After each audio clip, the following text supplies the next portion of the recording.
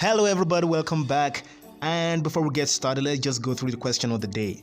Do you think the FRSC should have the right to force people to use seatbelts? Now, I know they do, but I'm just asking, do you think they should have that right? So you can just leave your comment down below in the comment section. No problem, let's get started. Now, I'm just going to be giving out a caveat. Now, the caveat is that I'm not against seatbelts. I'm not against being for safety on the highways. I'm not against any of those things like that. But what I'm just trying to talk about is, should they have the right to do that? Now, everybody has had this sort of experience before. Maybe you and your guys, you just decided to get over to the next town. Everybody's chilling in the vehicle and you're just going ahead, and all of a sudden you see that blue car ahead, or maybe the blue van ahead, and all of a sudden, all of you in the vehicle remember, oh boy, we have seatbelts. You just suddenly remember that you have your seatbelt, and everybody's trying to strap themselves on in the car so you don't get in trouble. You're going to get fined, you're going to get into trouble. A lot of issues are going to come up if you walk into the trap with all these federal road safety core people ahead. So that's what I'm just trying to talk about. Now, it has really been a pain in the ass of most people. Now, I don't know if you've ever thought about it, that is it really supposed to be so? Now, I understand that a lot of lives have been saved by that. I understand that. Now, some people really believe in the ends justify the means kind of logic, would believe that, well, since it's saving lives, it's something great and all of that. But at another point, you can also think about it, that does it really save lives? Because in the actual sense of it, most people are only wearing the belt in order to show off, so that the road safety people are going to leave them alone. They can just pass through. Immediately they leave the checking point of the road safety people, they take it off. They just remove it. That's basically what it is. So it's like you're compelling people to do something that they are not into. So it doesn't really have that much of an effect. So even if you're going to ask me, it's going to be more of sensitizing people to change their mindset on the use of the seatbelt. And I have that sort of mindset. Like I said again, I'm not against seatbelts. I use seatbelts every single time. Whether I'm driving, whether I'm in the front seat, back seat, wherever it is, I always use the seatbelt because I enjoy it. A lot of people find the seatbelt to be very discomforting, like it is a lot of discomfort to them. I understand that perfectly well.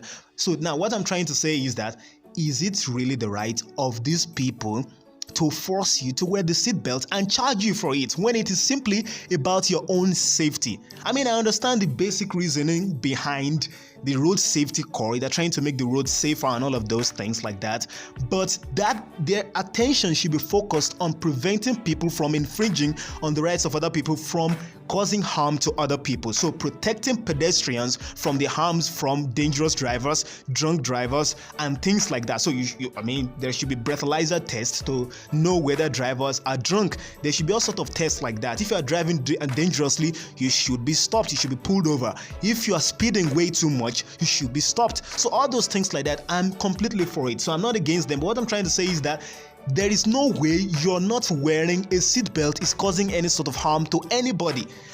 I'm driving my car right away and I'm not wearing my seatbelt. How in the world can you explain to me that is going to cause harm to someone else? It's my own life. That's what I'm just trying to say. So you should have the right to weigh your own risk. Now, I understand it's risk. It is risk. Now, for those people who really believe that the government should have a say in such a thing, it means that you mean that the government should have a say in assessing the risk you should be allowed to take. Now, imagine if you're trying to go into a business and the government says that, oh, no, this type of business has been considered to be something way too risky for you. You should not be allowed to go into that business. Should the right to make the decision and the right to decide whether or not this risk is too much or too low for you, should it not be your own right? That's what I'm trying to say. So now, a lot of people who are not using the seatbelt have already assigned, or have already believed to themselves, or have agreed to themselves that yes, this thing is dangerous, but I am willing to go through the risk. It is worth it for the comfort I'm going to get from it. That's basically what is happening over there. That's basically what it is. And of course, there are still some nuances in the issue because, for example, let's say it's a mother and there's a kid in the car. Ideally, the kid should be strapped. The kids should be belted. Like, you should use your seatbelt for your child. It's very important because a lot of people actually believe that people in the back seat of the vehicles are not going to be affected by any sort of accident. If there's an accident, nothing is going to happen to them. That's completely BS. That's absolute BS. People in the back can get hurt as well as people in the front. Now there is a higher probability that you're going to get seriously injured if you are in the front seat, whether the driver or the person sitting beside the driver. But all the same, anywhere in the vehicle can be very dangerous for you if there is a sudden crash of the vehicle. That's basically what it is. And you don't see the road safety people complaining about people in the back seat as much as they complain about the driver. So, that's what I'm just trying to say. If they are really concerned about safety and they really want to lean into this issue of wearing seat belts, which of course I'm completely against, but if they really want to lean into it, they should stop every single person, they should force every single person in the vehicle to wear the seat belts, which means it's going to be difficult for road transport workers to work very well, because there's no way you're going to be wearing seat belts in a downfall. There's no way you're going to be wearing seat belts in a public transport bus going somewhere, maybe between two states or something like that. Most of those buses don't accommodate for wearing your seat belt. 18-seater buses, 16-seater buses, how are you going to wear seat belts? It means you are not going to be able to have the same capacity of people you want in the bus. That's basically what it is.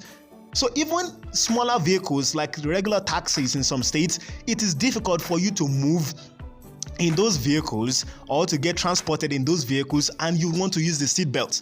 You don't see any of those road safety workers complaining about those people, even though it is very dangerous. Honestly, it is one of the reasons why a lot of people die in all those head-on collisions, because there is nothing restricting them. The seat belt is actually the primary restriction, like the primary restrictive system that's supposed to protect you in case of a collision. That is why if you suddenly jerk the seat belt, it's going to get stuck. That's basically what it is, to stop you from moving too forward, to try to preserve you when there is a collision. That's basically what it is, and that is one of the reasons why the airbag is called the supplementary restrictive or the restraint system, the supplementary restraint system, SRS airbag. That's the reason, that's the SRS in it. And it is one of the reasons why in many vehicles the airbag is, there's going to be an alert for the airbag if you're not wearing your seatbelt. It's going to keep ringing in your ears and keep disturbing you, because the airbag system is deactivated anytime the seatbelt is not used, because the airbag can actually end up injuring you more than you would be injured if you have not even used the seatbelt. So it's better for you not to have the airbag activated if you are not using the seatbelt. So the airbag is only useful and going to be protective to you when you are using the seatbelt. So you are basically risking your life. That is true. But again, if the FRSC really wants to be serious with poking their noses into the issues of other people, they should also complain about they should also complain about the passengers at the back, complain about the remaining people in the vehicle, in the buses, force them to wear seatbelts. Or does the life, are you saying that the lives of the passengers are not as important as the life of the driver? Now I understand the driver might hit his chest on the on the steering wheel and all of that, but a whole lot more danger awaits those people in the other seats, behind, or the person sitting beside the driver. A lot of dangerous things can happen to those people too.